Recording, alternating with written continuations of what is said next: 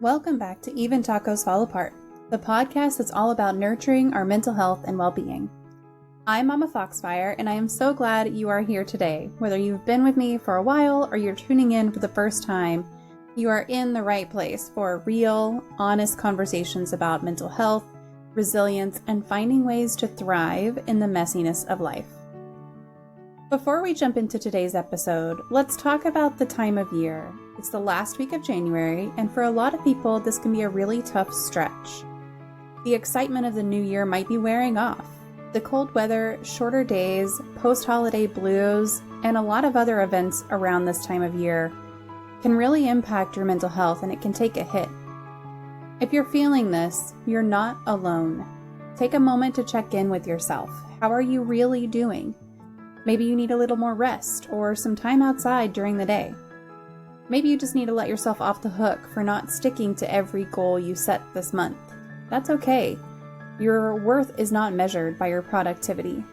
Give yourself some grace and don't hesitate to reach out to someone you trust if you need a little extra support right now.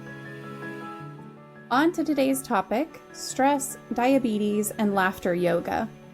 Those three things might not seem connected, but in this case they are. Chronic stress is something most of us deal with, and if we're not careful, it can take a serious toll on both our mental and physical health. Stress isn't just in our heads. It shows up in our bodies in ways that can lead to all kinds of issues, like heart problems, weakened immune systems, and even conditions like diabetes. That's exactly what happened to my guest today, Professor Pete Alexander. He's a TEDx speaker, best-selling author, and certified laughter yoga leader who's transformed his own experience with stress-induced diabetes into a mission to help others live healthier, less stressful lives. Pete shares his personal journey, how laughter yoga became a powerful tool for stress relief, and why even a fake laugh can trick your body into feeling better.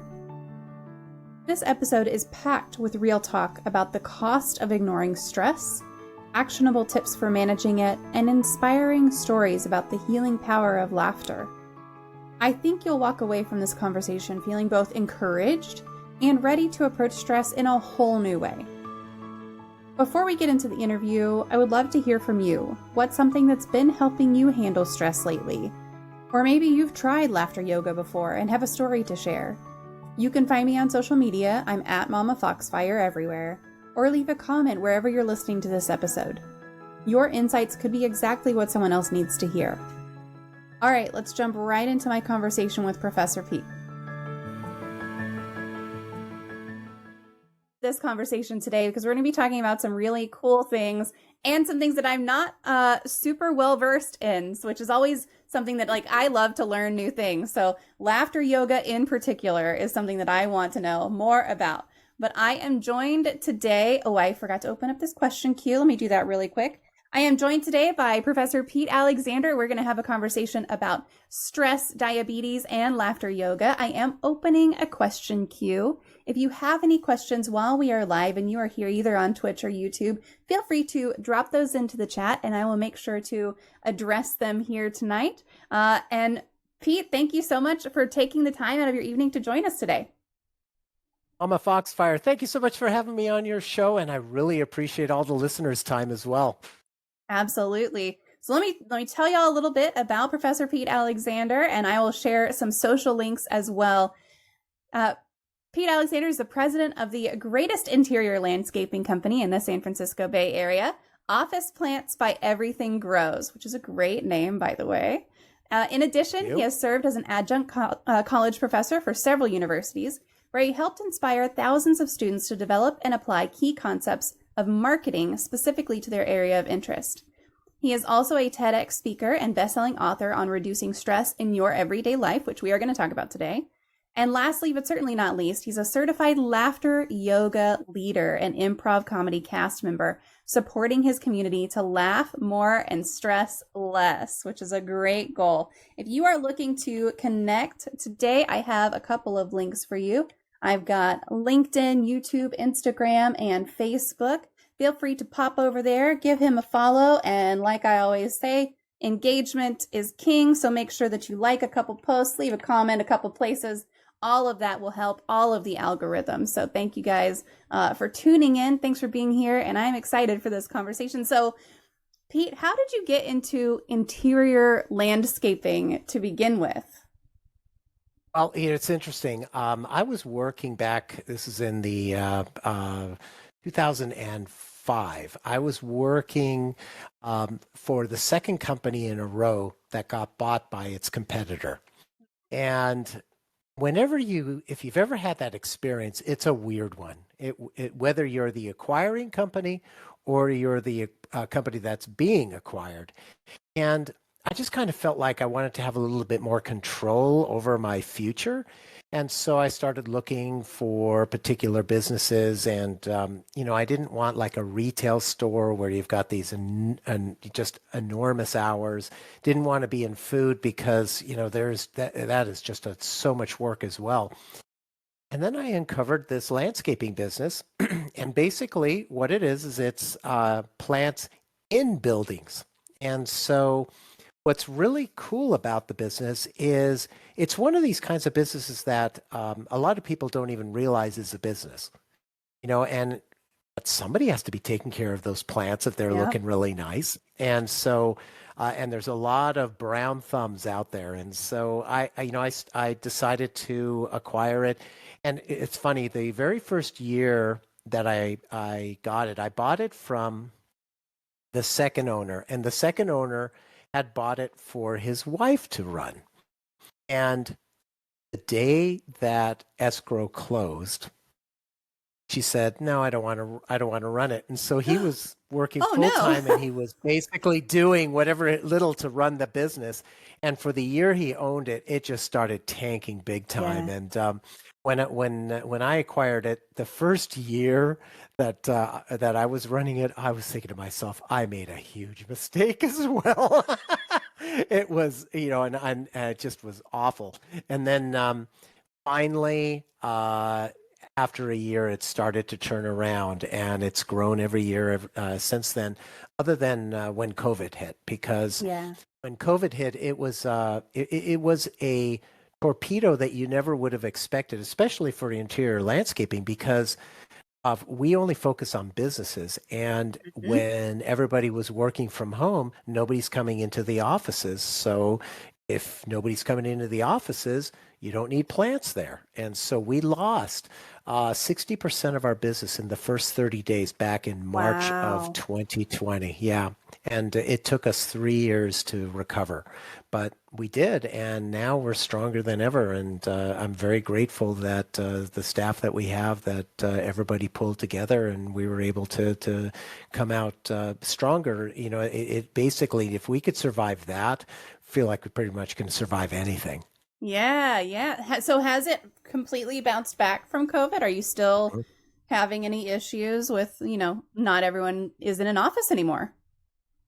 Yes, but what happens is where the issue is mostly companies. There's a lot of companies who just decided to go completely remote, but the trend now is that they want to bring people back into the office, at least part-time. Yeah.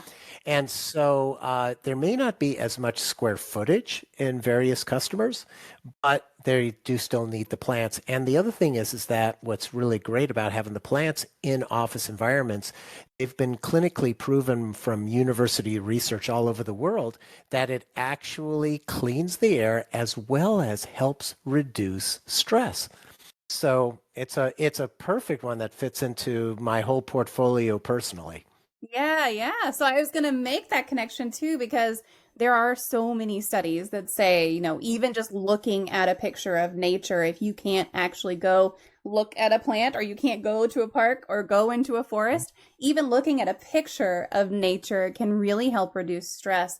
So which came first for you? Was it like love of plants or trying to de-stress? Love of plants. Yeah, because it was the stress. I was, well, technically, stress was my first thing. It wasn't a love of stress, that's for sure. But it was, ever since growing up in a dysfunctional family. But yeah, it wasn't until I paid attention to that, and that was many years later. And Yeah. actually, the plant business added to my stress too Mm. before I realized what was going on. Yeah. So basically, the plant business came first, is how I like to convey it. Yeah. Yeah. Do you have a lot of plants in your own home now? Do you I get don't to? have a ton of them, but I keep several of them. Yeah. So Yeah. what happens is that part of our business is that when a plant starts to fail, what we do is we take that plant out, we replace it with a new one, we bring it back into our facility and try and rehab it. And assuming we can rehab it, then it can actually be used at another client. But if somebody needs a replacement plant, but sometimes you get plants that they just, for whatever reason, they can't come back to being lush anymore. And Yeah. so those are ones that we'll either donate to different, like the library or something like that, or we'll bring them home and use them ourselves. I love that so much. You're a rescue plant. You're a rescue plant mission. Yes, That's wonderful. That's fantastic. it is. It I'm, is. I'm And here and for it. I love that. Hey, 488. Hey, Dr. D. How are you guys today? We are talking about laughter, diabetes, and stress yoga. So if you have any questions about those, feel free to drop them into the chat, and we'll talk about them while we're here live. But I'm so glad that you're here. Welcome. So, Pete, what do you enjoy doing when you're not busy working or sharing your story like you're doing tonight? probably my first love would be hiking, because I absolutely love to be out in nature, and hiking has been it offers so many benefits to me. I get the exercise, of course. I get to be out in nature. I get to be out in the sun or rain, depending on what the weather is like. Yeah. And then if I'm hiking with other people as well, you can have a really great conversations. It's just we have really in depth, and it's a wonderful combination of different things that bring me joy, and so I just that's my number one passion that I have outside of anything else, and secondly would be pickleball. I like playing pickleball as well, and then in addition, going to sporting events with my kids, that's a big one as well. Yeah. We had someone just recently on here who was talking about pickleball. That's something that I'm not overly familiar with, but it's becoming more and more popular. Like you're hearing more and more people talk about pickleball, and it's really interesting just to see kind of the rise of it. It is. And it's funny because it took a long time for me to even try it because I played several years of tennis and racquetball and squash. And every time I saw pickleball, it just looked like it was, it didn't look like a real sport, is what Hmm. it just looked like a goofy sport. And it wasn't until my business partner started playing and he says, "You ought to come out and play." And so then I went out with him and I had a blast. Yeah. And then I just started playing, at least once a week ever since that. And I really enjoy it. There's, just like with any sport, you're going to run into some hotheads and stuff. But for the most part, it's a fun game, and really, it's not difficult to learn either. It's quite simple. It's kind of like if tennis and ping pong had a kid, it's Yeah. pickleball. Yeah. I mean, listen, you gotta go try it at least once, and then you'll know if you like it or not. Yeah. Actually, you know what? It's funny. I always suggest to people try it twice. Yeah. And the reason being is because the first time you're more in your head. You're going, oh, Yeah. I got to learn how to do this. I've got to, I try and look good doing it, whatever that. And this is, whether it's sports or any activity. So you're too much, it's human nature. We're too much in our heads when we're trying it the first time. So do it twice and, try and do a clean slate after the first time and then make the decision after the second time. That's always the best thing to do. That's what I mentioned to people with laughter yoga as well, because when people come to the class for the very first time, it's very unnatural Yeah. feeling because laughing for no reason, who does that? And so, and then, get people who will think, oh, I can't laugh as good as that person. And it's like, we're not competing on laughter, Yeah. so all these goofy things are going on.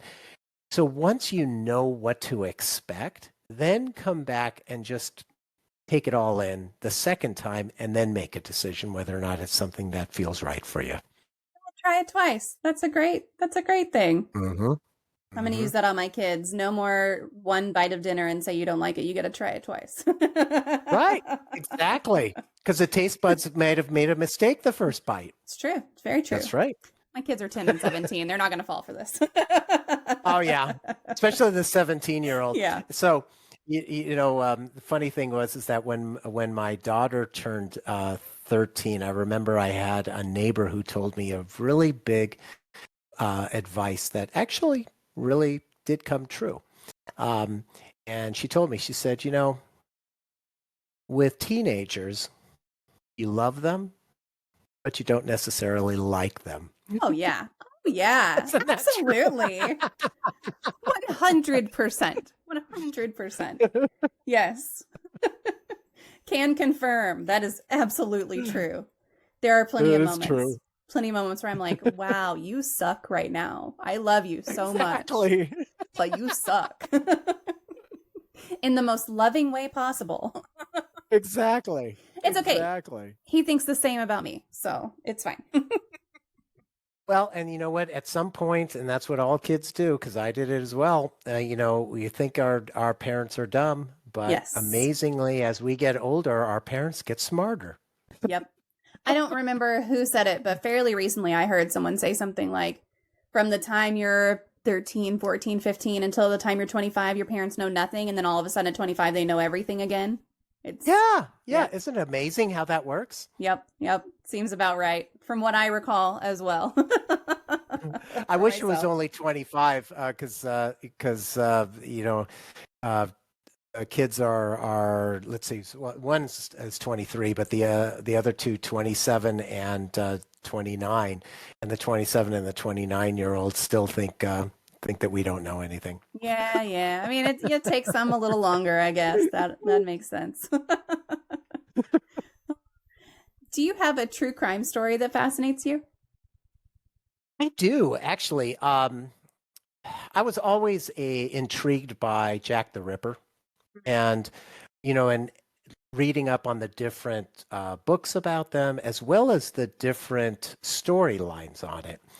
And one of my real favorite parts of Jack the Ripper is not necessarily that crime, but there was a story that was made into a movie called Time After Time back in 1979. One of my all-time favorite movies. And what the storyline is H.G. Wells, the author, creates this time machine. And he's got this time machine. He's just a scientist during the time of Jack the Ripper. And Jack the Ripper gets into the time machine, goes forward into 1979 San Francisco, and starts killing women in San Francisco in 1970. And H.G. Wells chases him into the future to try and stop him. And so it really intriguing story. Rotten Tomatoes gives it an 88%. So I highly recommend if no one's seen that movie, watch it. It's good. And in addition to the storyline being so really good, it's also fun to watch it because you see all these cars from the 1970s and just, pre-internet days, pre-cell phone days. It's pretty cool. Yeah. So I've got a link to the movie right there. And then I'm also going to link another book that I read about the victims of Jack the Ripper. And I will preface this by saying it is a dense and heart-wrenching book. So it's called The Five, The Untold Lives of the Women Killed by Jack the Ripper. And if you like history, if you like reading about any of that kind of thing, not even necessarily true crime, just history, because they go into the detailed lives of these women. And it's a fascinating read. It took me a very long time to read. I'm a pretty quick reader. It took me weeks to get through this book. Oh, wow. And it's just one of those. I think I don't remember if I gave it 4 or 5 stars, but boy, it was wonderful. It was really wonderful. But I haven't seen Time After Time, so I'm going to add it to my want to see list as well, because it sounds interesting. Yeah, it really is. And Malcolm McDowell, that plays H.G. Wells, and I don't ever remember him being young, and you see him being young in this movie. So it's definitely worth it. And if anyone ever gets to London, they do like a night walk on Jack the Ripper as well. So something else to consider if you like the kind of the heebie-jeebies kind of thing. I do indeed. If I ever make it over to London, that'll be on the list for sure to go and do. All right, well, we're going to talk about a couple of different things. And the first one that we're going to talk about is just stress and your diagnosis of stress-related diabetes, because that's one that, I've heard, type 1 diabetes, type 2 diabetes, everyone has their preconceived notions about what causes those two and everything. But can you walk us through the moment that you realized that your stress was having serious health consequences? Sure. So I mentioned earlier that I grew up in an extremely dysfunctional family, and that was the start of it because whenever each of us, if we grow up in dysfunction, we take on a particular role. And mine was the hero role, where I wanted to do well in school because I wanted to get out of all the dysfunction. And mostly it was around alcoholism and drug use. Well, what happened was after I became an adult and I started working, I never learned how to deal with that stress. So I kept it bottled up, churning inside of me. The toxicity inside of me was awful. And what happened was that in 2008, I was dealing with a huge number of stressful things going on, both personally and professionally, including my dad dying, and he didn't have his affairs in order. My mom, who they were divorced, they actually were divorced, married and divorced twice. And wow. So, but she was had major surgery and didn't have the physical therapy or the insurance for the physical therapy to help herself recover, so she needed help. I had my business, had several employees that needed my attention. My kids were young at that time and wanted dad's attention. And oh, by the way, I was heading for a divorce. So needless to say, there were all these things that were just stacked up on my shoulders. Well, then all of a sudden, I started losing weight rapidly. And at first, I was in my mid-40s. At first, it was fantastic. I was eating whatever I wanted. I wasn't doing any special exercise, and the weight kept coming off. And then when the 30th pound came off in 30 days, I was wow. I better have this checked out. Yeah. They ran blood work. Doctor comes back and says, "Congratulations, you have stress-induced diabetes." And I said, "Why is it stress-induced diabetes?" Well, there's no genetic family history of diabetes. In fact, I only have a distant cousin who had diabetes, at least going back several generations. And basically, as a type A personality, I kept on dumping cortisol and adrenaline into my body. When we're stressed, that's what happens. Our bodies are the same bodies we had back in the Stone Age. And, back then we would deal with, fight or flight, where we have to fend off a saber-toothed tiger, a T-Rex, whatever it happens to be. But nowadays we let our mental issues just continue to churn inside of us, dumping that cortisol, dumping that adrenaline in. And what happens when you continuously do that, it's not, if you were to ask a doctor, technically stress does not directly cause diabetes or heart disease or cancer, etc. But what happens is stress creates cellular inflammation. And it's that cellular inflammation in our bodies that leads to chronic disease. And classic thing for me is I went ahead and I said, well, I don't have time. I'm too busy. I don't have time to deal with this. Go ahead and just give me the medication and let me keep on going in my life. Well, so what did I do? I continued to burn the candle at both ends for another 10 years until 2018 rolls around, and I end up in the emergency room 1 hour from being comatose with Wow. blood sugars so high that the medical grade glucometers could not read it. They just said it was high. So the lab at the hospital had to manually estimate it, said it was 8 to 10 times higher than normal. And I was in an acute and very dangerous case of what's called diabetic ketoacidosis. And for those listening who don't know what that is, basically my body was eating itself alive because of my stress. And that was nuts. And I had to have this moment where I thought, you know what? If I continue doing this, because I ended up being in ICU for several days after this incident, and I sat there and I thought, if I continue going down this direction, I'm not going to be around to meet my future grandchildren. So for the first time in my life, I decided to do something about my health. And so I started, trying different, after I got out of the hospital, I started experimenting with different stress relief tools and activities. And a lot of them worked, some of them didn't. But what I noticed was that not only did my stress go down after I got out of the hospital, but my blood sugars as a diabetic went down, my weight went down, and my energy level went way, way up. It was as if I had discovered the fountain of youth. And if you were to see a picture of me from 2008 when I was first diagnosed, and you see me now, other than a little bit more gray hair, I actually look younger today than I did in 2008. That's what stress does to us. It basically ages us rapidly. Yeah.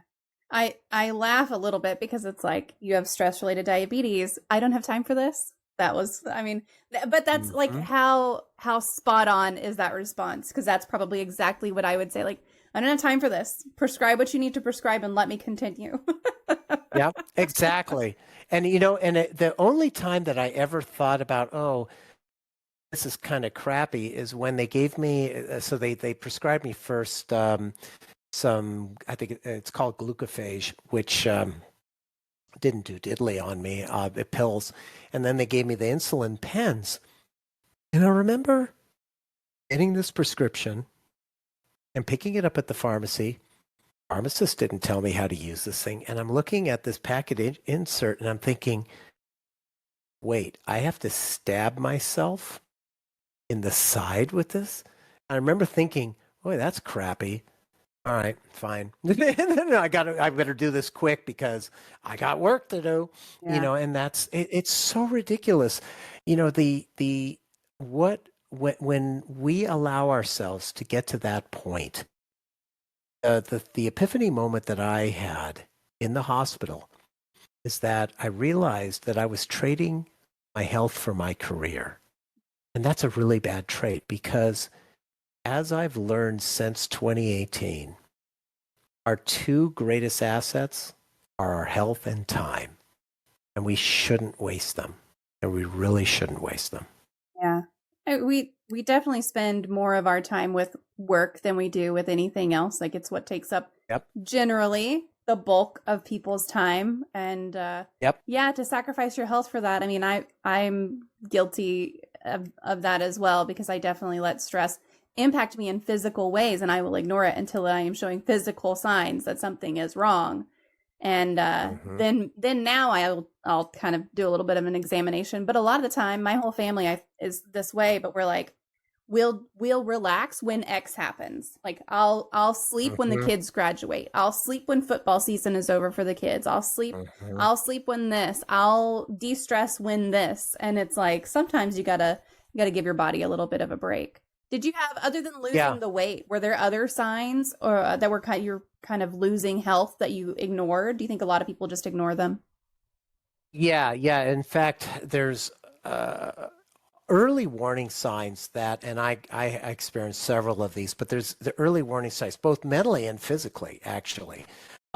Like mentally, it might be a lack of concentration where normally you're able to focus and for whatever reason you can't focus. That could be one. Mood swings where you go from happy to sad or angry at a moment's notice. It could be panic attacks or anxiety over something that may or may not happen in the future. Um, could be prescription drug or alcohol addiction. Those are all ones that typically indicate that you're mentally stressed. Physically, the common ones, before COVID, I used to say that a common one would be like during the winter season, getting multiple colds, like a cold every month instead of one cold for this winter season. That's an example of it because your antibodies are down. But probably the most common one physically is back and shoulder stiffness, because what happens is, especially for those of us who spend a lot of time at a desk, well, when we're stressed, we may not realize this, but we tend to hunch over. And that puts a lot of pressure on our back and our shoulders. Another one would be either excessive or not enough sleep. Another one would be digestive disorders where no amount of Pepto-Bismol is helping. And this was another one that happened to me. I was reaching for the Excedrin bottle every day or every other day instead of occasionally because I was constantly getting headaches. And then the weight fluctuations, whether it's gaining or losing weight rapidly like I did with the diabetes, those are all indicators that you are stressed, physically stressed. And, our bodies, what happens is if we pay attention to it, we can address it before it gets to be more chronic. We just have to pay attention. If we don't, or if we ignore it, then what ends up happening is our bodies have no choice but to keep ramping it up until the weakest link in your chain breaks. And in my case, it was my pancreas. So now I have to deal with this chronic disease for the rest of my life. And it is not fun. I mean, I'm on a pump now, but just because, you think, oh, that must make it easier. No, it doesn't, because the pump, wakes me up in the middle of the night if I'm running high, if I'm running low, and it's not fun. It is not fun dealing with that. Yeah. I mean, there's a lot. Your body is trying to tell you something with anything that it does. Your body is trying to tell you something, but it's so tempting to ignore that because you're so busy, because you've got stuff to take care of, because you've got or things that not even that you have to take care of, like for your kids or what. I put things into context with my kids a lot, but sometimes it's like, okay, well, I want to do this other thing, and it's going to cause me stress, but I want to do it, so I'm going to go ahead and do it. And it's it's not just one reason or another, but a lot of people just ignore those signs. Well, and you raise a great point, because people think all stress is bad. And that's not actually true. There's good stress and there's bad stress. And good stress is, there's actually a term, it's called eustress, EUSTRESS. And that's stress that comes from something we want to do, that we're passionate about, we're excited about, whatever it happens to be. Well, we need some sort of stress there because typically there's like a deadline associated with it and we need to get it done. That kind of stress is not any problem to us. It does not manifest itself negatively in our bodies. During the research for my book, I found that there was actually 2 flavors of stress that we really should avoid. It's negative stress, or some people call it distress. But the one is ruminating about something in the past. And what's most common here is we're guilty about something we either did or didn't do in the past. And the reality is, it's in the past. We can't change it. We can learn from it. We can take the positive learnings. And then if we can forgive ourselves, instead of letting that guilt just churn inside of us, and it just create that toxicity inside of us. That's huge. So that's one. The other one is, I mentioned it a little bit earlier, about anxiety. of the future. The reality is we don't know what's going to happen in the future. But if we start worrying about it and thinking, oh, something that we've got to do is going to go terribly. A great example of this is we have to have a difficult conversation with somebody. And instead of thinking, okay, it's going to go well, we think, oh, it's going to go terribly. Oh, they're gonna get mad, they're gonna get upset, or if it's talking with an employee, it's just gonna go terrible. And what ends up happening is we often manifest a negative outcome because we're sending all that negative energy towards it. Instead, what's really effective, at least for me and what I recommend to others, is if you have to have a difficult conversation with someone, imagine 5 seconds after the last word in that conversation has been spoken, whether it's from the person you're speaking with or yourself, and then look at the person's face and imagine that they're smiling, that you're shaking hands, that you're hugging, whatever is appropriate in that relationship. And you'll notice that your stress starts going down because you're not thinking about a negative outcome, but you're visualizing a positive outcome. It's a big difference. So if we can eliminate or minimize ruminating about the past and anxiety about something that may or may not happen in the future, all other stress is a piece of cake. It really is. I want to revisit that example that you gave, because I like that you're talking about not visualizing what conversation you're going to have, not trying to come up with every word you're going to say, but it's the after. It's the okay, visualize it being over and it still being positive, mm-hmm. because you're not going to be able to control the words that come out of the other person's mouth. You're not going to be, at least I can't, always predict what I myself am going to say in the moment with complete accuracy, no matter what, whether it's a positive conversation or a negative one. But yeah, just visualizing okay, it's going to be a tough conversation. It's going to be a hard conversation. Think about after, however it happened, however it played out, they're smiling or shaking hands, hugging, whatever it is. I like that the focus is on that moment after, because it's real easy to think about what's going to happen during and how it could go wrong during, but then focusing on, all right, what's the after? Do you want them to be frowning? Do you want them to be smiling? I love that. I think that's really powerful. It really is, because you're focusing on, as you said, a very easy to think about, just one event, just that, what happens. And you're right. If you try and script out everything you're going to say, I mean, it's not like you're memorizing a speech. I mean, it's just you have to be able to just kind of go with the flow of how that conversation is. But if you do that and you have that outcome that's a positive outcome, you go into that conversation in a better frame of mind than you would if you're thinking about it going badly. Yeah. Now, you still have diabetes, so I know that the management of that comes with its own stress. How do you balance now the stress of living with this chronic condition while still reducing the overall stress in your life where you can? Well, one of the things, like I mentioned about the pump, waking me up in the middle of the night, it's not a fun thing. And like today, I had an issue. For anyone who has diabetes, they probably have a continuous glucose monitor, and that was the technology is great when it works. When it's not working very well, it's not so great. And so there's been some hiccups with that today, and it was making the pump respond very poorly. So, what I used to get really upset. I used to think, I cannot believe I've got to deal with this. It's a constant reminder. That's the problem, is the mistake I made of not dealing with my stress properly. It's a constant reminder. But I've gotten out of the poor me, because you can get into the depression and think, oh, I'm the victim. I let this happen, blah, blah, blah, blah, blah. Well, the reality is it happened.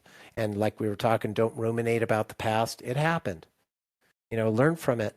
And so now it's just, what I do is I just on a daily basis. Each day, just take it kind of like the old AA thing, one day at a time. Yeah. You just take it one day at a time. And, so I have to, if I'm traveling, I got to take all my supplies with me. I can't forget anything because all this stuff is prescription. And you can't, it's not like you can just walk into the pharmacy and just, oh, can I have Right. some insulin? In Canada, you can, but in the US, you can't. And there's a high expense to dealing with diabetes as well. And what's interesting too is that there's a stigma that comes with being a diabetic. A lot of people think that, oh, if you're diabetic, oh, you must be lazy. Why do because most of the time, the typical looking diabetic is one that's overweight, just sedentary and stuff. And it's not true. It's not true. And, it's just so frustrating that I could have avoided this if I would have listened to my body. I don't go back and ruminate about it Yeah. because it happened. I mean, because it's not going to do me any good to keep on going back and saying, if only I did this, if only I did that. Well, I can't go back in time. Past is past. But what I can do is do the best I can with the situation as is. And so, it's one where it's a lifelong learning ever since I got that. And I'm also, it's nice to be able to talk to other people who have diabetes because whenever you can find other like minds who understand the challenges that you've got, it's good to be able to talk to people there because the reality is talking with somebody who doesn't have to deal with the diabetes or whatever chronic disease it might be, you can empathize with them. But unless you are dealing with the same disease, it's really hard to fully understand the situation. And so it's good to be able to talk with others. And I have a few friends who have diabetes as well. And one of the things that is a common conversation will be is like, oh, how your blood sugar's doing, and how's this, what's working for you, what's not working for you, so you support each other. Yeah. Does it matter? Do you find that people who either had diabetes stress-induced or maybe they have type 1 diabetes, does that make a difference when you're talking to them? Or is it just kind of once you're under that chronic condition of diabetes, it's a conversation that you can have that kind of helps you feel that support? It's pretty much diabetes in general. What's more interesting is the type 1 versus the type 2 versus what I have is I've got a LATA is what is it's termed as. It's got characteristics of both type 1 and type 2. And Interesting. Yeah, and I'm actually one of only 10% of diabetics who bought winner chicken dinner from a negative standpoint. I've also got insulin antibodies. And what that means is that there'll be times where my blood sugars are running high, and no matter how much insulin I take, it won't come down. Well, that's, short term running high is okay because it doesn't damage your body, if it's only running for a day or two at the most. But if it's not controlled over time, that's where it's very problematic with the high blood sugars. But what happens with me with the insulin antibodies is that without any warning, the insulin that the antibodies grab and don't release, then all of a sudden, out of nowhere, I could be driving a car. All of a sudden, just going to release a whole bunch of insulin. Well, what happens is then my blood sugars start plummeting very rapidly. And so I have to keep glucose tablets in my car because when your blood sugars are going down very rapidly, at a certain point you can become comatose. And So if you are driving and you are a diabetic and you're aware of this and you don't keep glucose tablets in your car, and let's say I go down rapidly and I get into a car accident, they could say that it was a DUI, similar to a DUI, because it was avoidable. I could have taken sugars to get my blood sugars more level.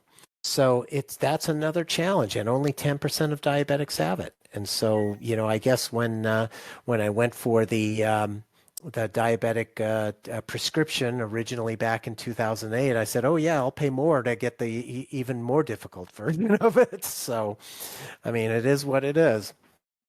Yeah, that's a nightmare just to try to deal with that. Either way, either way you're trying to deal with it, but you get both. Best of worst of both worlds.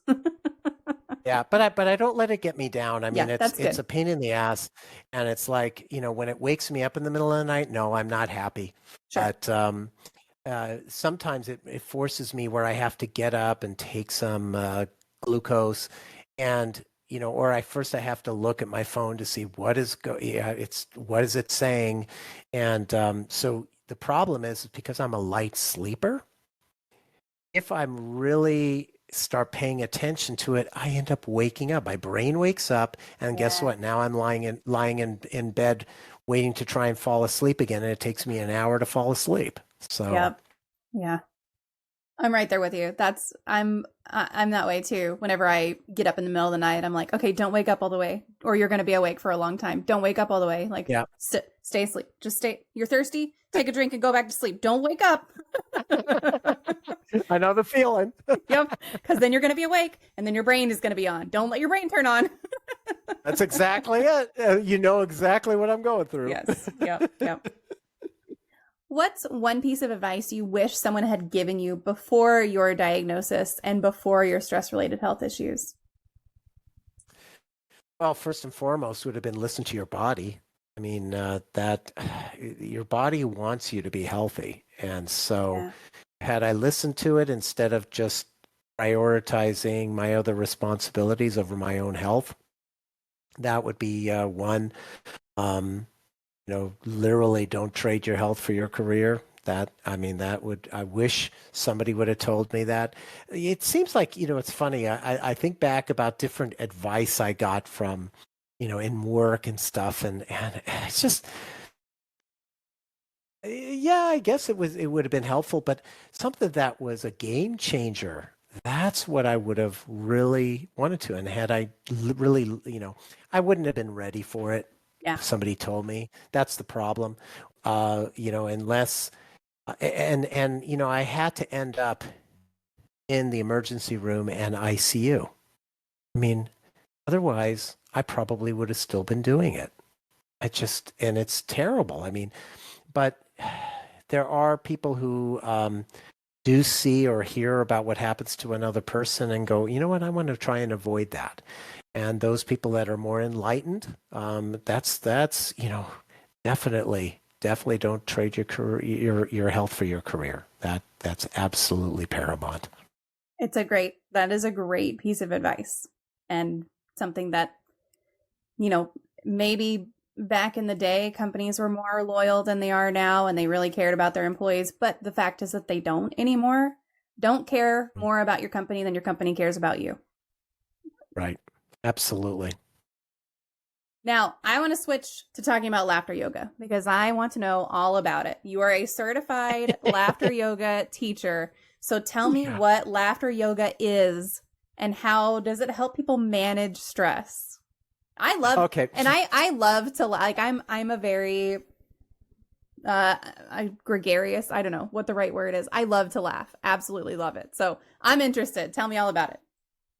Okay, so it has nothing to do with laughter. It's a very serious subject. So serious.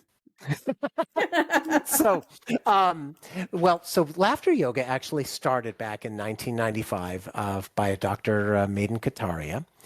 And what he learned as a medical practitioner is that when we laugh, as you're a gregarious laugher, you know this feeling.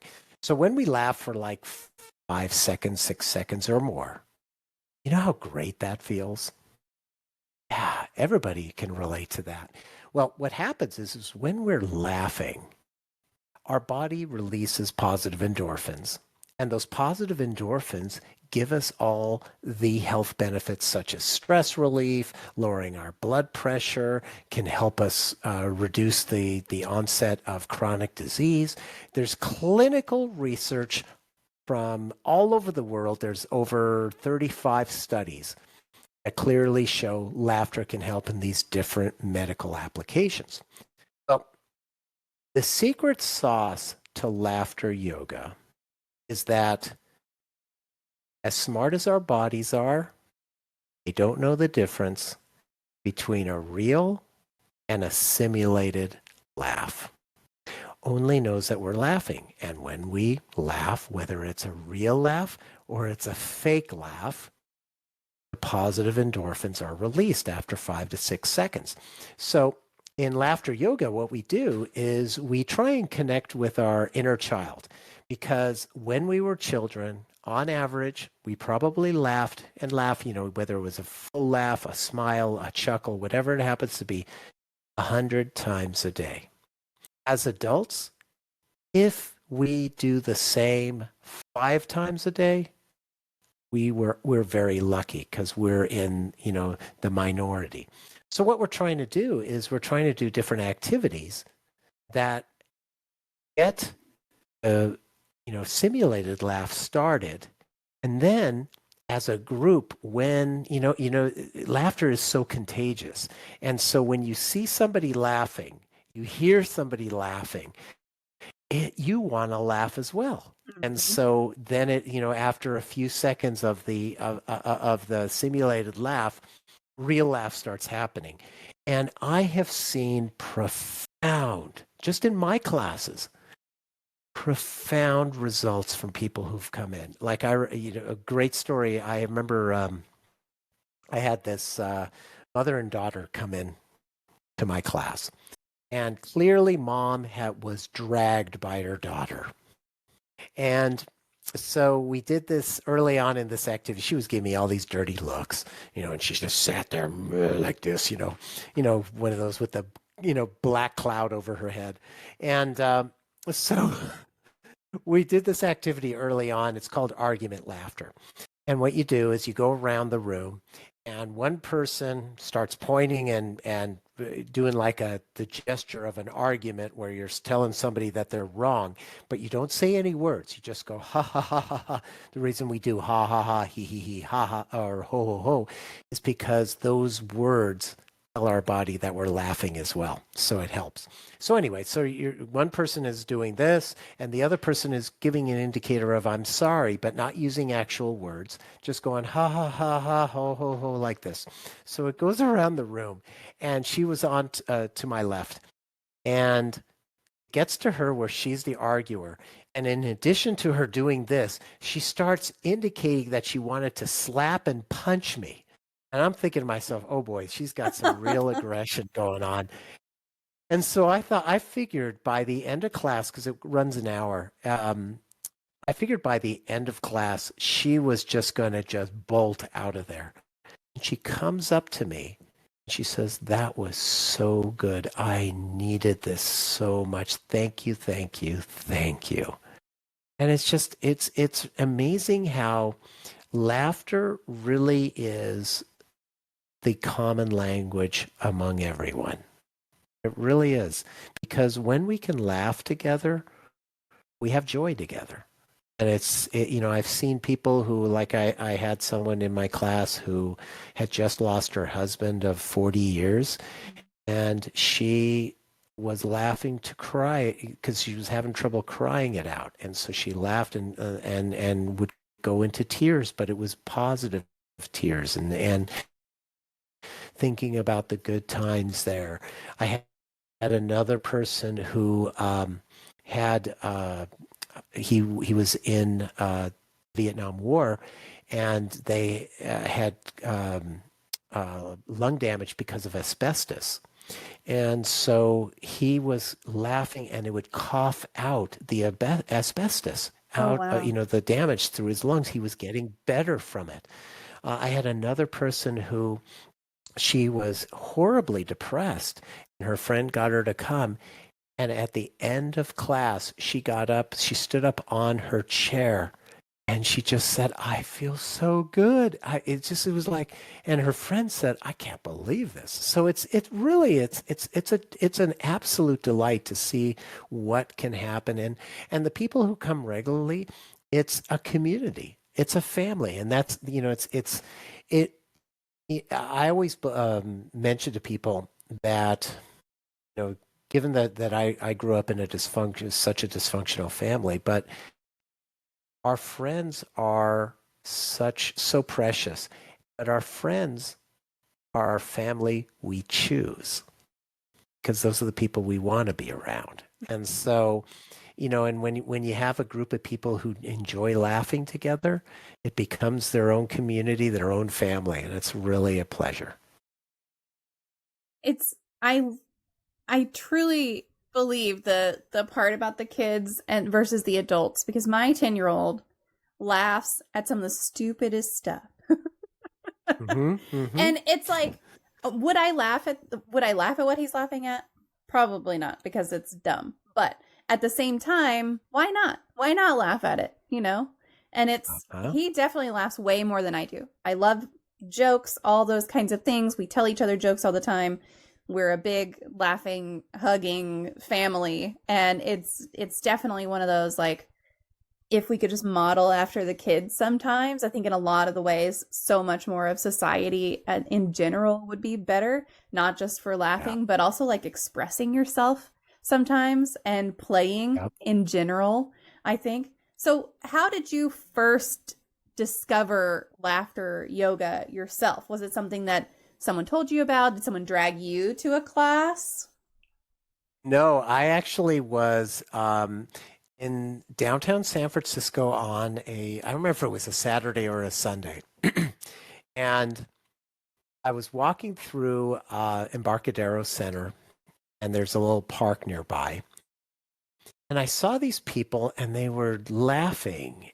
And I was thinking, what is going on here? Are these people crazy? There you go. It's the adult.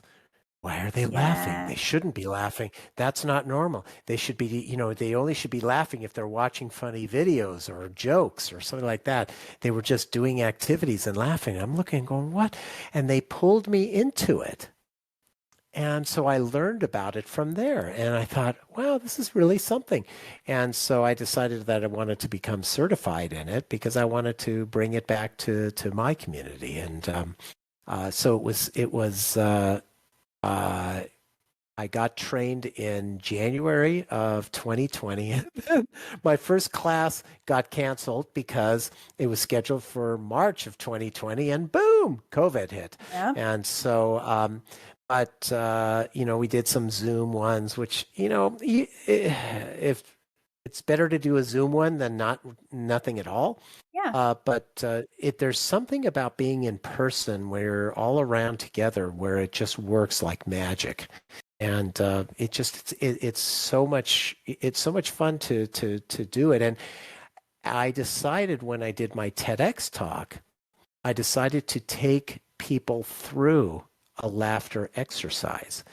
And the TEDx people were saying, "Oh no, you can't do that because if you've ever watched a TEDx talk, it's all one, the speaker to the audience or the speaker to the viewers. There's no interaction. Maybe somebody making a little bit of a laughter or something you may hear, but usually you don't even hear that laughter because the mics are not on the audience." And so they were telling me, "Oh no, you can't do this because it's all about the cameras being on you." Well, I still wanted to do it, and I took the risk, and it worked like a charm. It really did. And people came to me after the talk, as well as different people who watched it later, and they said, "Oh my gosh," sending me messages, "This works really well." And it's true. If you just get out of your head and just give it a try, and see. I mean,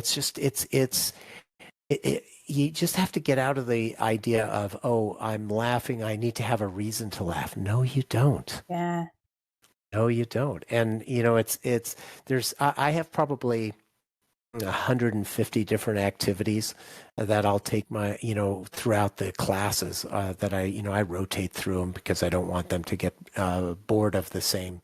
Like there's classic, if you were to say, what are the 10 most common laughter yoga activities? Yeah, everybody does those. And so I like to mix it up, and I also bring into it some jokes because Dr. Kataria says no jokes, no jokes at all, and the reason is because when he started it with a group of his friends, they started just telling jokes. Well, they ran out of jokes. And then, once you've heard the joke, it's not necessarily funny afterwards. So they had to figure out a different way. And that's why the current way of laughter yoga does it. But I bring in appropriate jokes. I also bring in improv because people like to do improv. It's different activities, keep it a variety. And it is amazing how I let the class members be the stars. It's just I facilitate it. They're the stars, and it's so much fun to watch. That's great. I'm gonna have to look and see if there's one that I can drag my children. Okay, so let me ask you this: what's the average age range in one of your classes? Is it mostly adults? Do you get any kids who come in and do it as well? Yes. If so, the kids, if they come, let's say with grandma or a mom or something like that, they usually will have a lot of fun. Yeah. If it's kids together that come in, like friends, then it's a little more challenging. And the reason being, you know where I'm going with this. What happens is that they all have to be cool. Yes. They have to sit back. Of course. Nope, can't laugh. And literally, so I taught this one class where it was for the Parks and Recs department. And the students who were in that class, they were told that they need to learn how to do an activity, just one activity that they could bring back to their community. And they were paid to be in this. It was a government sponsored program. So, I could see a couple of them were really thinking that some of these activities were funny, but they were doing everything they could not to smile. Oh, yeah. Because the pressure of their peers, oh no, you can't be smiling, you can't laugh, this is don't give in to this. And so it really, but individual kids in the classes, or if it's, maybe a brother and sister, or, siblings that are, as you said, like your family likes to laugh together. If they laugh together, then it's going to be no issues. But typically, it's going to be, depending on the time of day. If it's not during work hours, like Monday through Friday work hours, then the age range is going to be less. If it's during work hours, mostly it's going to be older adults, a lot of retired folks that don't have to go into the office or something for that. It doesn't matter what the age range is. It's unbelievable how people just can start laughing together. Different generations, different races. It's amazing. It really is. Yeah. I know we mentioned it a couple times, but I want to talk about it a little more because laughter is often just thought of as this reaction to humor, but you're talking about there's science behind it. Like your body can't tell the difference. Mm-hmm. So can you talk about that a little more? What is the science behind not only tricking your body, but also how does laughter kind of translate into being a tool to reduce stress? Well, like I said, it's the positive endorphins that are released. It just takes most of the research says 6 to 8 seconds. My experience is 5 to 6 seconds. But the reducing the stress, the thing is that when, let's say, when someone is stressed, and a lot of times it could be something about a relationship. or they lost a job, something like that. Those are common ones, or financial issues. Losing a job typically heads to financial issues. So often what ends up happening is depression. And what ends up happening when we're depressed, what do we want to do? We don't want to be around anybody. We basically are in this feeling that, oh, we're a loser. There's nobody who understands how we feel, etc. Well, so the science shows that when people who have depression are around others, and are around others who are laughing, who are positive, who are enjoying laughing for no reason other than to laugh, that removes the depression in so many ways. Clinically, it's been I said there was 35 clinical research studies from all over the world, and a big chunk of them are on depression itself, and just shows clinically how people can overcome feeling depressed, being alone, because when we're alone in our depression, what ends up happening is thoughts of suicide come up. We don't take care of ourselves. And when we're around others who are willing to accept us and laugh with us, and that's the key. Laughing, everybody knows how to laugh, and it's that common denominator that we all have from a positive standpoint. It just brings up our overall well-being. And so people who, if they would have just stayed home and just wanted to be alone and not do anything, and then they've come to experience this and get a little bit of laugh themselves, even if they don't do the outward full laughter, if we just smile, that smile is sending a signal to our bodies that we're enjoying ourselves, we're happy, and that releases those positive endorphins as well. So it's just a matter of the clinical research all shows this, that if someone just gets out of their head that they don't have to have a reason to laugh, just go with it, positive results will follow. I think there's a similar study about human contact as well. It's like 6 to 10 seconds of a hug releases a certain something or other. I'm not saying it's the same thing as laughter, but there is something in that like time frame of you need 6 to 10 seconds exposure to something to get your body to say, oh, this is what we're doing. Oh, this is what's happening. Oh, this is the connection I'm making. It's really interesting that it's kind of the same time frame. I can't remember if it was hugs or what it was. It's personal. Hugs have a shorter time frame to release those positive endorphins. I believe it's 3-4 seconds, if I remember correctly. But it's any kind of positive human contact. Sure. So it could be just shaking hands. It could be a quick hug, just a very fast, quick one like that. It could be a pat on the back. It depends on what the reaction is, but it is exactly right. It's the same thing. It's all about those positive endorphins being released. Yeah. And so, and humans need to be around other humans. I know that introverts say, oh, well, I don't want I need my alone time. Absolutely. And, I'm more extroverted, but I need my alone time as well.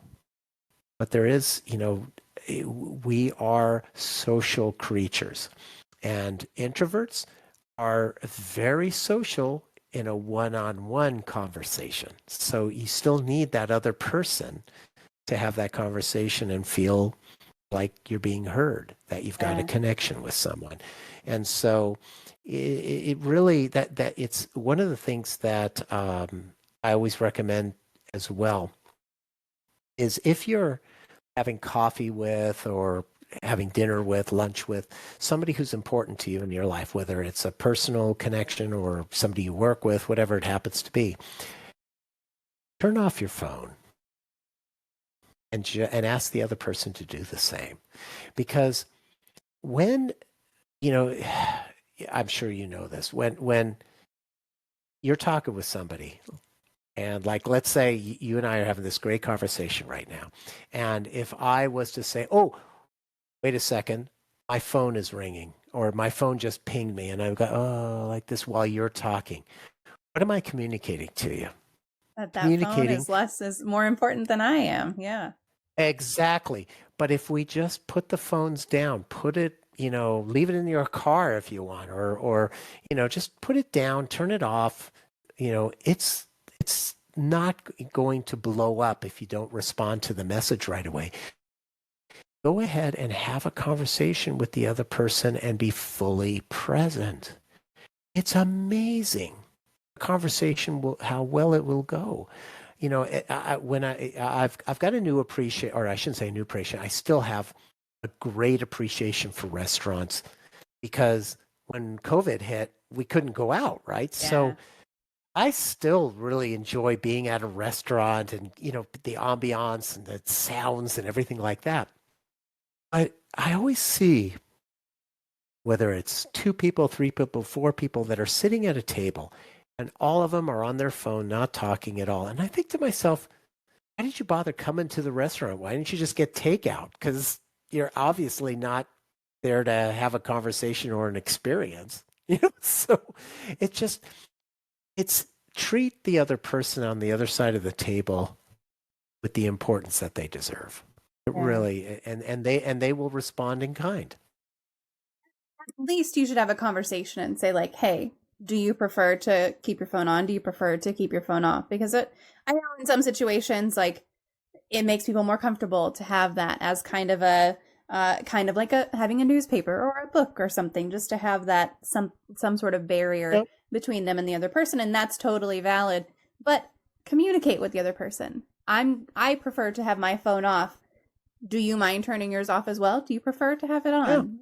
Have that conversation. And I think sometimes you'd be surprised at what the other person prefers. I've got a good girlfriend who we go to lunch and we'll spend hours at lunch, which is wonderful, because we're both moms. Neither of us have time. It takes us months to get together and all this stuff. And it's like the only times we pick up our phones are, oh, I have to show you this picture of my oldest. Oh, I have to show you this picture. Let me show you this video of my kid's tennis match. Like, so we pick up our phones for those kinds of things. But yeah, we barely even look at them, and it's great. It's wonderful. It's fantastic, because you're able to just really, really connect in with the other person, and it's fantastic. It is. And one thing too, from a stress relief standpoint, there's a lot of us have to have our phones because of work.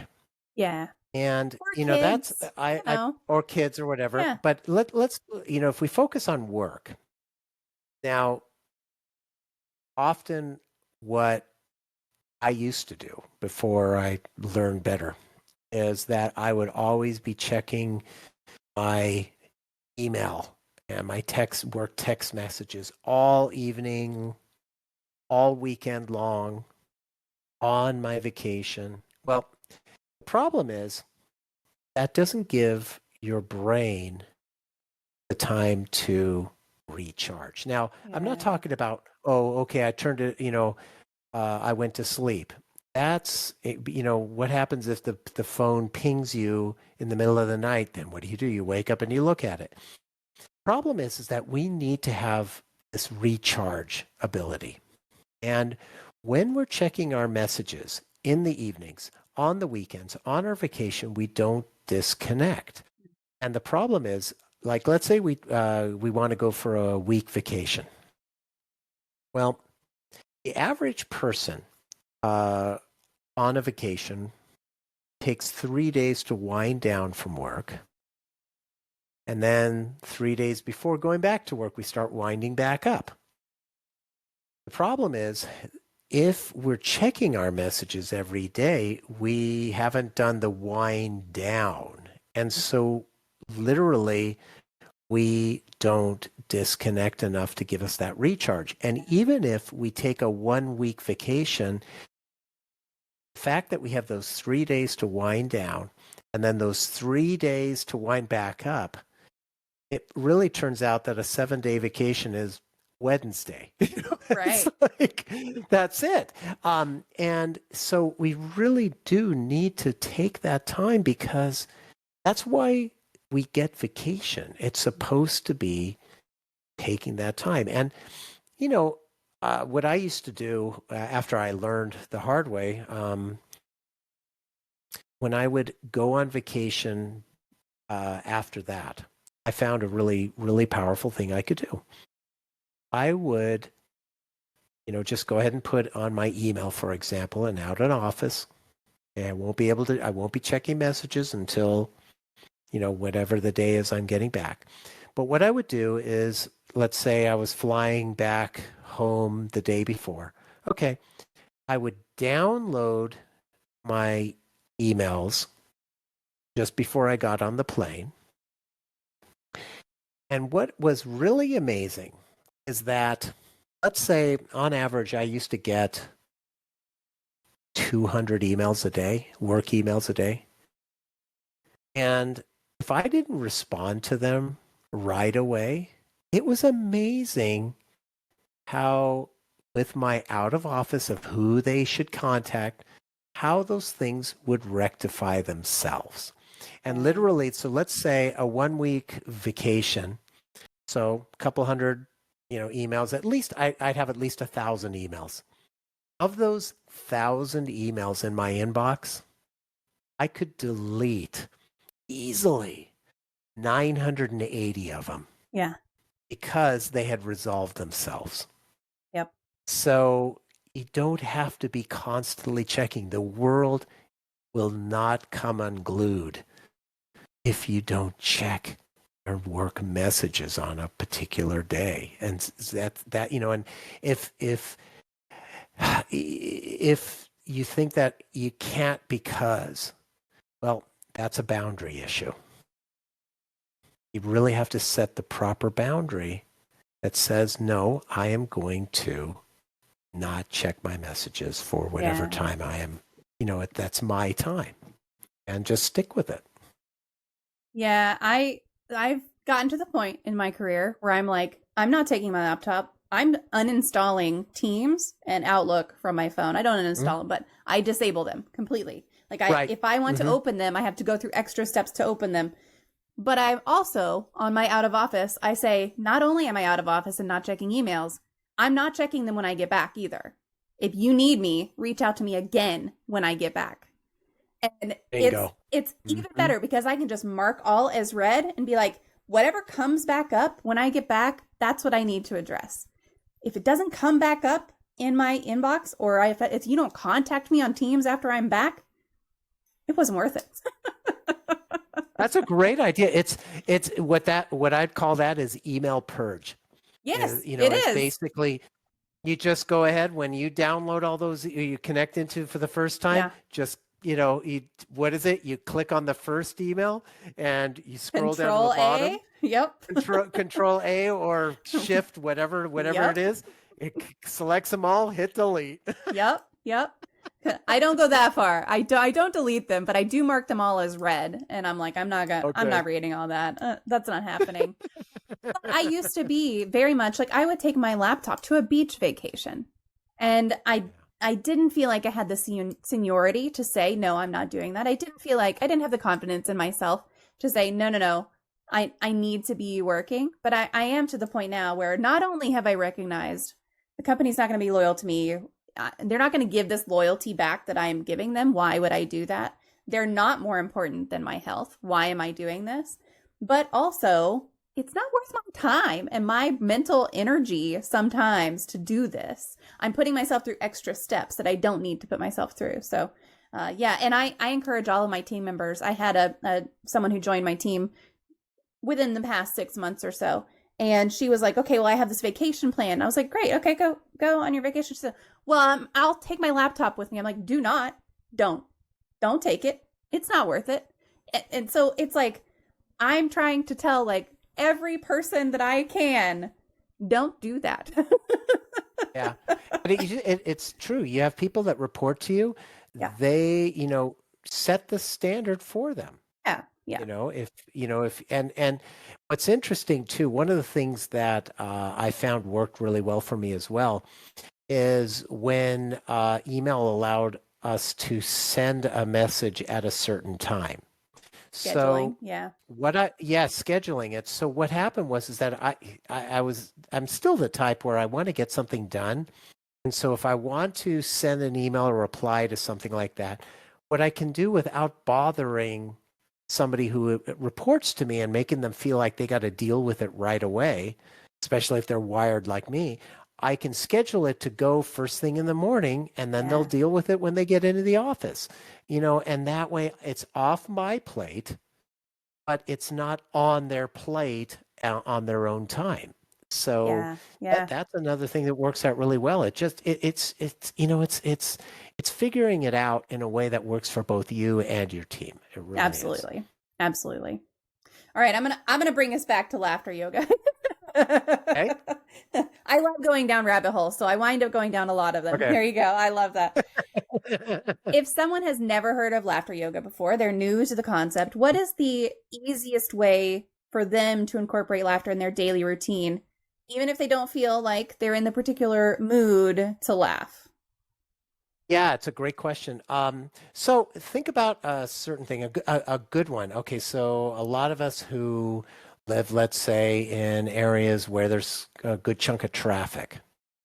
So you know how when we're running late, we start stressing, and inevitably, when we start stressing about running late, what's going to happen? We're going to be hitting more red lights. Oh yeah. We're going to hit more traffic, whatever it happens to be. So instead, think about, like, let's say if all of a sudden you didn't get that, you hit that red light, instead of going, crap, blah, blah, blah, or whatever swear words you want to use, do this, just laugh. Just try it. Now, yes, will it feel weird? Yes. You think if you start thinking, oh, what if somebody sees me? Well, okay, you're in your car. If somebody sees you laughing, how do they not know that you're maybe on a phone call with someone and you're laughing? You're listening to a fun podcast. You heard something funny on the radio, whatever it happens to be. Just get out of that, oh, what is somebody else going to think about me? Because laughing, that's another reason why as adults it's harder for us to laugh, because we want to look like, oh, okay, we're cool, we're not going to laugh because that's not what the normal thing you would do. Who cares? You just go ahead and laugh. So if you try, and even if you laugh for 10 seconds before dealing with something, it's amazing how much better you will feel, and it clears up your energy, clears up your mind, so that then you can deal with whatever it is in a better, more positive nature for, that's best for your health. That the activity that I did for the TEDx talk was one that I just created for that talk, but I've utilized it with a lot of people since then, and because everybody can relate to it. So I'll walk you through it so that those that are watching can do it too. So put your hand out like you were holding your phone. So go ahead and do that, and imagine that you just received a text, a Slack message, an email, whatever it is, from a person or organization you respect, and that is a really challenging message. It could be negative, it could be a hard, whatever it is. And look at that message for a couple of seconds and just kind of think about how that would make you feel. Take a deep breath. And then, with your other hand, go ahead and point at that imaginary message. Oh, I have to switch hands because this thumb doesn't work very well, so we'll switch. Okay, so there. And what you're going to start doing is laugh at that message for 10 seconds. Keep going.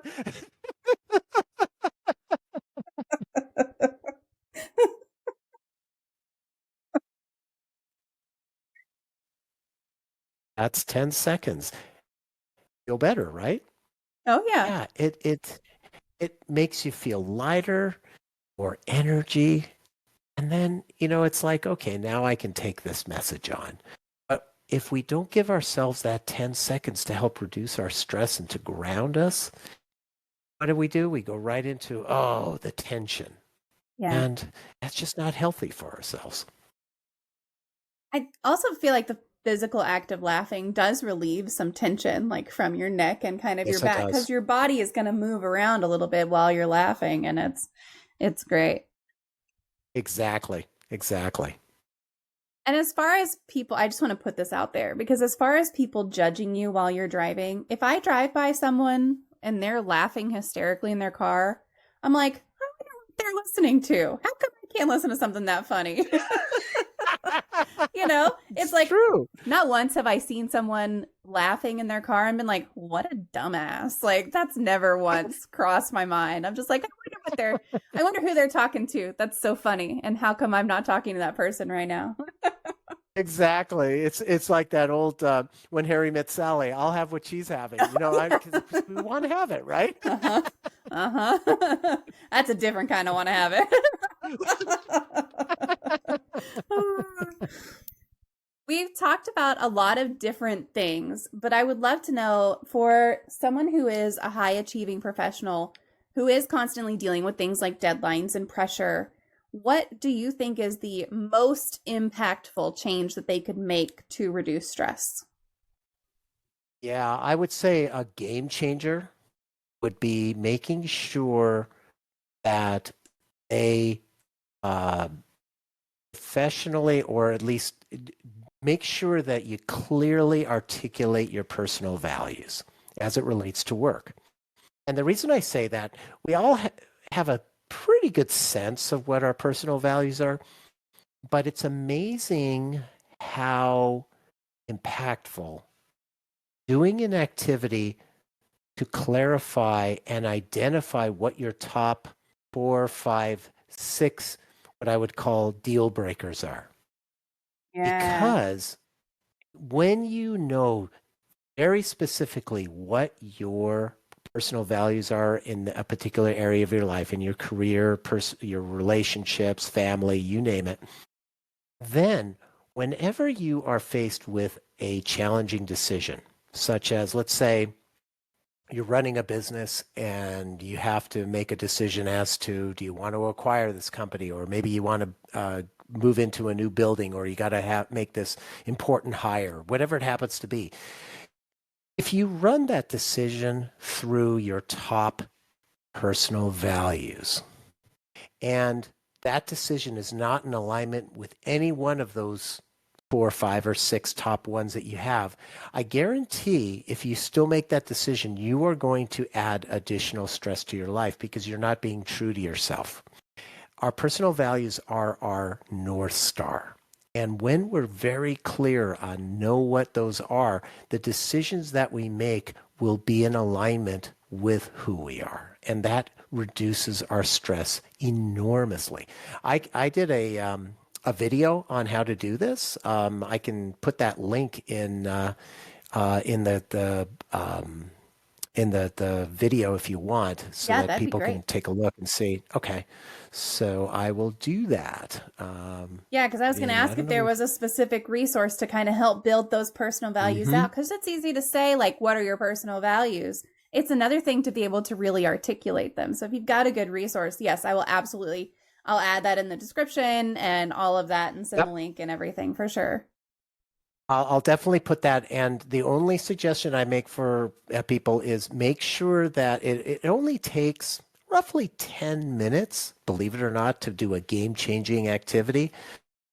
But make sure that you're doing it without any distractions, because you really do need to concentrate when you figure out what those are, because if you don't concentrate, it's not going to be really effective for you, because something's going to get skipped or misdirected. So that's so fair. definitely take a look at it. So basically the video that I have, you just put it on pause in certain points.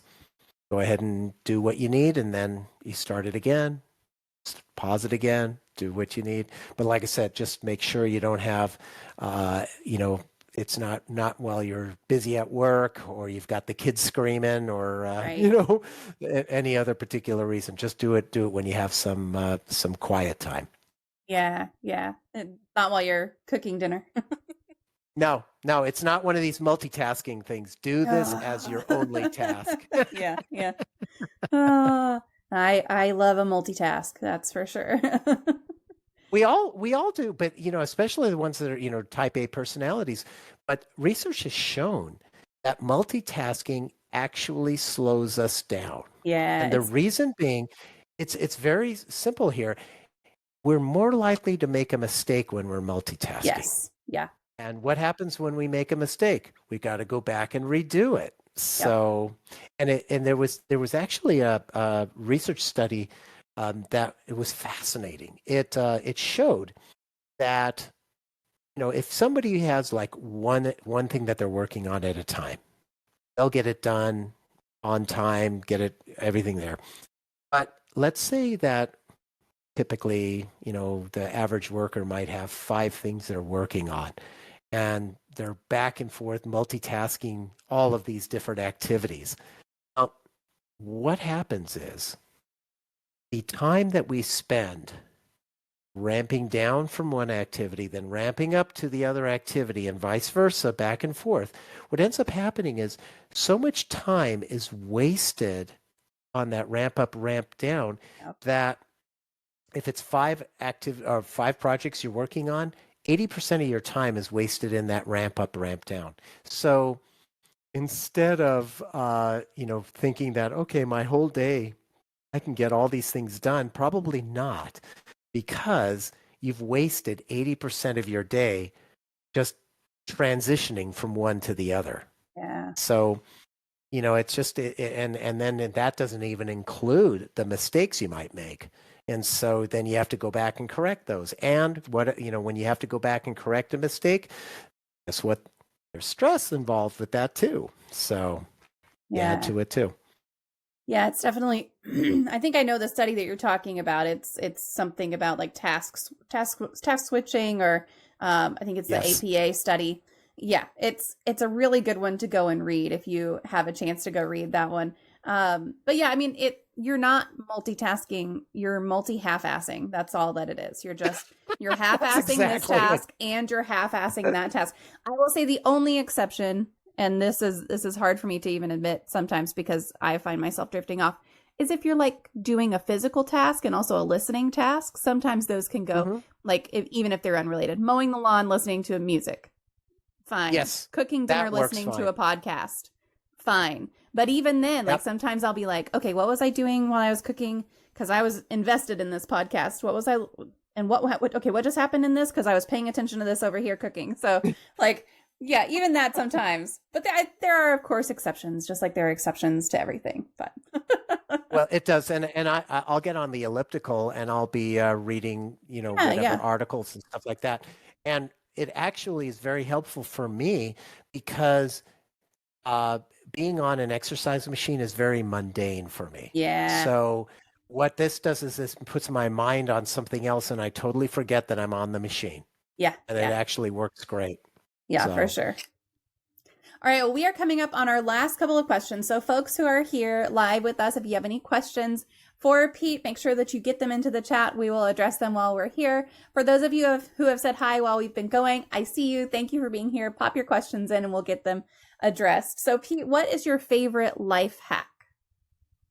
Oh, my favorite life hack is gratitude.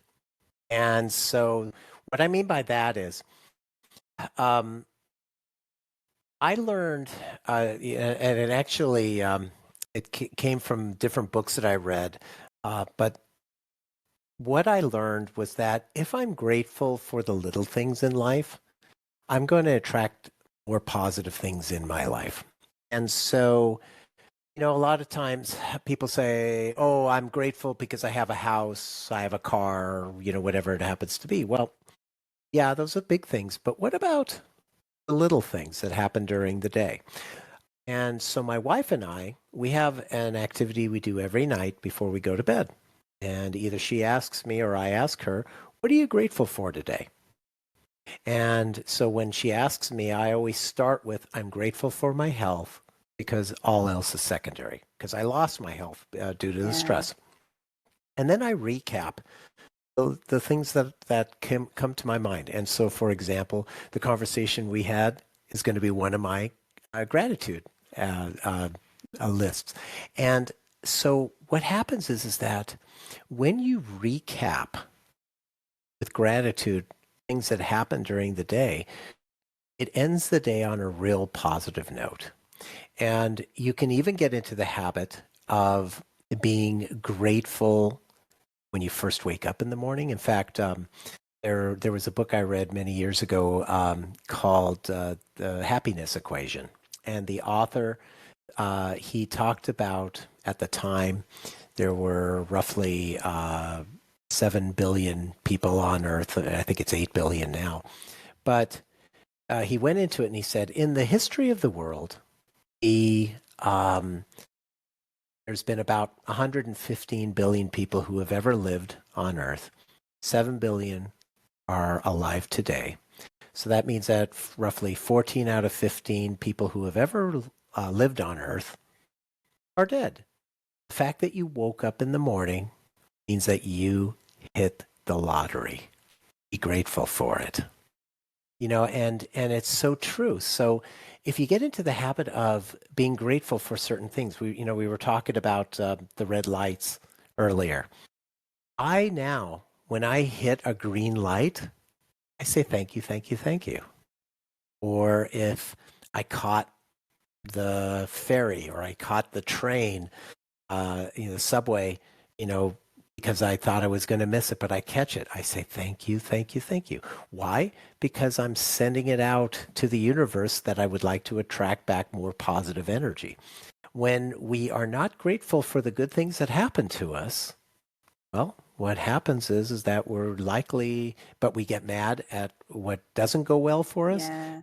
Well, guess what? We're going to bring more negative energy into our lives because we're focusing on the negative instead of focusing on the positive. So that life hack of having gratitude, it's a game changer. I I do a couple of things with my kids, and one of them I picked up from one of these conversations that I had a long, long time ago. But the first thing that we do in the morning, well, not the first thing. The first thing that we do is try to make sure they're getting ready for school. Most of the time, they're not. But what we do before school is we have this bowl of affirmations that we pull out, and it's things like I'm thankful for my body and all the things it can do, and just all these little things. And whether they really internalize those or not is fine, because I just want to start the day off with them saying something positive, whether they believe it or not. That's fine. But then after school, we go through this set of questions. And one of them is, what's something positive that happened today? One of them is, what's something negative that happened today? And that's just like, I want them to be able to acknowledge this wasn't as good as I wanted it to be. But then we go into, what's something you're hopeful for? And so it really kind of bookends that, like, what's something good? What's something bad? What's something you're hopeful for in the future? And I really think Mm-hmm. that, giving them that little sandwich, which is a review technique, like, you always, or a bad news delivery technique as well. You always want to sandwich Mm-hmm. things with the positive. But just giving them that opportunity to really reflect on their day, I think, has been really helpful. And of course, they do the questions back to me, so I wind up doing the same thing back with them. But one thing that you said really kind of, I want to revisit a little bit. This is taking us back to the topic, so not quite done yet. But would you say there's a better time in the day to do things like focus on laughter for 10 seconds? If you're gonna say, I'm only gonna do this once a day, is there a better time, or is it just whenever you fit it in? Right before bed? Right when you wake up? For I wouldn't do laughter right as you're going to bed. And the reason being is because typically laughter gives us some additional energy. Yeah. So if you're a light sleeper like you and I are, probably not the best bet. So if you're I would say if you were going to pick one time of the day that you do it, I would do it first time when you first wake up in the morning. Because if you can do it before you start thinking the classic, okay, what do I got to do today? Right? And that's what we so get programmed into Oh, yeah. is to say immediately, okay, I got to, I'm getting up, I got to do dot, dot, dot, dot, dot. You know, if you take 10 seconds and you laugh first, hey, you're off to a great start. And it could be a perfect day. And then, if it's only those 10 seconds, so be it. If you start getting into the habit of laughing off certain things instead of immediately getting upset by them, you're going to train yourself because it's clinically it shows that something becomes a habit between 22 and 60 days. So if you get into the habit of, let's say, first thing in the morning, laughing for 10 seconds before anything else. I mean, and think about it. You could do it as you're walking to the bathroom. It's like unless you got the toilet right next to your bed, chances are it's going to take you 10 seconds to get to the toilet. You could be just doing a laugh for that. And if you get into the habit and you do that for a minimum of 22 days, could take 60 days, but if you do that every day for up to 60 days, it's going to just be second nature to you. And then once it's second nature, you're going to have the compound benefits over time. And those compound benefits will be enormous. You just got to make it a habit. I love that. And I'm thinking about, like laughing at my coffee while it's making itself in my coffee maker. Stand there because my brain doesn't turn on until coffee happens. So I got a little bit of time at least. I can appreciate it. Like our coffee maker, it's an older one, and we haven't replaced it yet for one reason and one reason alone. You know how most coffee makers it's pours a little bit and then it goes a little bit lighter and then pours more and then a little bit lighter. And so every time it goes lighter, it kind of groans. And it's so funny. So it's like the coffee maker needs coffee. So, until it completely craps out, we're keeping it because it just makes us laugh. That's excellent. That is excellent and very fitting. They need to make it a feature. Be like, this is a feature, not a bug. It's not just you. It's the coffee maker. Yeah. Put it in a commercial. That's definitely ad worthy for sure. All right. Well, it is time for the magic moment of the stream. So if you could wave a magic wand and eliminate one common opinion or misconception or theory surrounding mental illness, disabilities, or talking about mental health, what would it be? Ooh, you know what I would say is you don't have to be a people pleaser. Being a people pleaser, that's not something that's effective. What I would highly recommend, and it's something that I actually keep on my computer monitor, because I was a chronic people pleaser. It came from the dysfunctional family background I had where, I always had to seek others' approval. And so I absolutely love this. It's just a note that I tell myself, and it basically says, that you are not pizza. You're not going to be liked by everyone. And I just, it's a great reminder. If we can all realize that we're not pizza, it just remind yourself, I'm not pizza. So if somebody, and this goes for so many different applications, whether, it's at work where there's somebody, somebody who you just don't get along with for whatever reason, fine. You're not pizza with that, you're not the person, you're not going to be pizza for that person. Or I don't know if everyone listening has had this. I know I've had it a few times on social media. You get a troll, and Yeah. it's like you can get really upset with that, or you can say, "I'm not pizza, not that person. I'm not that person's person." Um, I used to when I remember back when I first started teaching college classes, and at the end of the class, I'd have 40 students, and they'd have a class evaluation that they would fill out. I wouldn't see it until after the class was done, and they'd send it to me, and I'd see it, and I'd see 39 of 40 would say this was the best class I've ever had. And I'd get one where I didn't like the class. What would I do? I would sit there with that one and I'd go, where did I fail? Right? Yeah. Instead of saying 39 out of 40 loved the class. So just remember, you're not pizza. You're not going to be liked by everyone. Don't try and be a people pleaser to everyone. That's a great one. And as a fellow people pleaser trying to be in recovery at times, I feel that. I feel that very hard. Bite Mark would like to know, what is your favorite poem? Ooh, favorite poem? Boy, I haven't. So there was one, oh gosh, back. When did I read this one? It was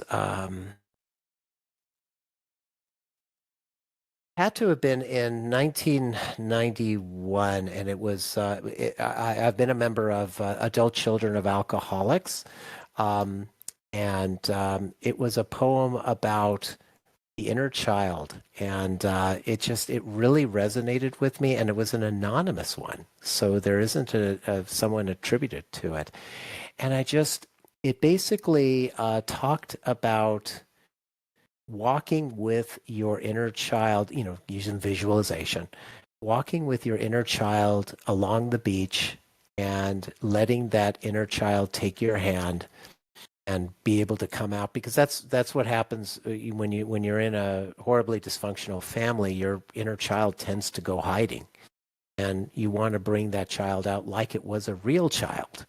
And so I just remember that one being a wonderful poem, and it resonated so well with me and helped me through my recovery for several years later. And that one would be number one on my list. I love that. I wonder if I can find the same one. Like there's several that are talking about kind of this. Yes. So look for basically in adult children, a poem, each walk, maybe that's what it would be. I'd have to Okay. look in my books because it's in one of my books.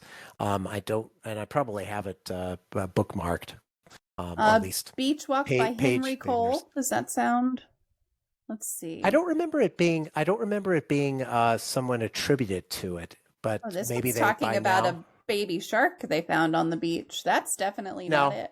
that's not it. Because after I saw Jaws in the theater as a kid, sharks and me were like very, very much not on friendly terms. All right, I'll have to look. I'll have to dig into that one and see if I can find the right one. It's not this baby shark one for sure. No, Well, definitely not. But it could be that Henry one, because it's all it if later on, I mean, because I'm talking 1991 that I read it, and it was anonymous back then, but it yeah, certainly could have been attributed later. sure, sure. Well, I'm going to post your socials one more time. So, folks, if you are looking to connect with Pete, you can do that. And like I said at the beginning, engagement is king. So make sure that you go in and you like a couple posts and you leave a couple comments, all those things. Following is not enough these days. Do all the things. A little bit of homework for you, but I'm going to post those one more time. And while I'm doing that, Pete, I'll just give you the floor. If there's anything we didn't talk about or anything you have going on that you want to put out there, I'll just let you talk for a little bit. Go right ahead. Sure. Since we talked about laughter yoga, if you're interested in checking it out, what I would suggest is you go to laughteryoga.org. That's the website that Dr. Kataria's foundation started, and there are clubs. You can search for clubs and see if there's preferably I would say a physical club if you can get to one, because the laughter being contagious. It's much easier in person. But the vast majority of laughter clubs are on Zoom. And so basically you can just connect and see. If you do go try out one of those laughter clubs, like I said, try it twice.